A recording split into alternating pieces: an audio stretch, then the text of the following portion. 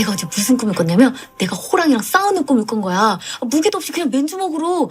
미래가 호랑이와 싸우는 꿈을 꿨잖아요. 그 꿈의 몽은 지금 나오는 모두에게 말하는 내용이에요. 그 장면 자체가 귀엽고 유쾌했지만 사실 그 안엔 두려움과 마주한 사람들에게 보내는 상징적 장면 해석이 있습니다. 처음엔 무서웠대요. 근데 싸워보니까 호랑이 펀치가 별로 아프지 않더래요. 그래서 그냥 멱살 잡고 빡 때렸다고 했죠. 무서운 호랑이는 평생 꺼내기 두려웠던 마음이나 숨겨온 사실을 뜻하는 것 같아요. 커다랗고 무섭고 절대 이길 수 없을 것 같은 것들을 호랑이처럼 여겨온 거죠. 맞아보니 안 아픈 건 마음 딱 먹고 딛고 일어서는 과정이고요. 그냥 멱살 잡고 빡 때린 건 스스로 완전히 일어서서 세상에 나온 내 모습이에요. 이겨낼 수 없다고 생각한 것과 싸우고 그 두려움까지도 이겨내서 나도 이렇게 강하구나. 나를 믿고 맞서보니 다 해결이 되었고 정리된 내 마음까지 보게 되는 거죠. 이것은 미래, 미지, 호수와 상월 모두에게 해당이 되는 내용입니다. 그리고 작가가 우리에게 던진 질문이기도 합니다. 당신은 지금 어떤 호랑이와 마주하고 있나요? 그 호랑이는 생각보다 힘이 약할지도 몰라요. 피하지 말고 한번 싸워보세요. 라는 메시지를 주는 것 같습니다. 폐 이야기는 그냥 슬픈 게 아니라 참 고슬펐어요. 상월의 삶이 안쓰럽고 사랑받는 게 얼마나 중요한 건가 느꼈어요.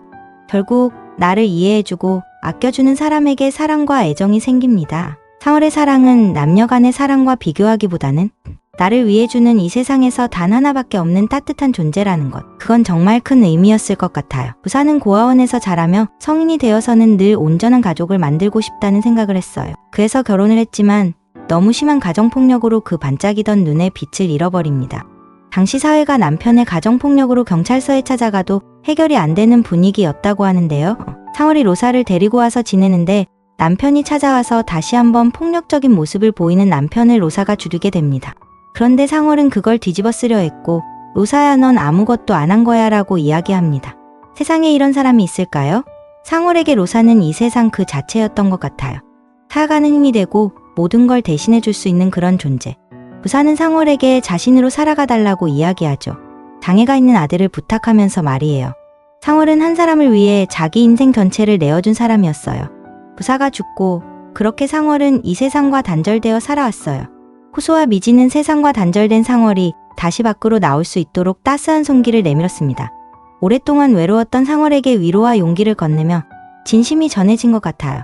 셋이서 축하 파티를 하려고 했던 날 호수가 반지라고 저장된 전화를 받았죠. 아마도 프로포즈를 하거나 미지에게 주려고 주문했던 것 같은데요. 순간 아무 소리도 들리지 않습니다. 호수는 사고로 왼쪽 청력을 잃었어요. 그래도 장애인 걸 티내고 싶지 않아서 보청기를 사용하지 않고 청력이 남아있는 오른쪽만 쓰며 지내왔는데요. 근데 이제는 반대쪽 귀마저 들리지 않게 됐고 호수는 변호사로서의 삶도 흔들릴지 모른다는 불안을 품을 것 같아요. 소파에서 미지가 호수에게 변호사가 아니면 어떤 일을 하고 싶냐고 묻죠.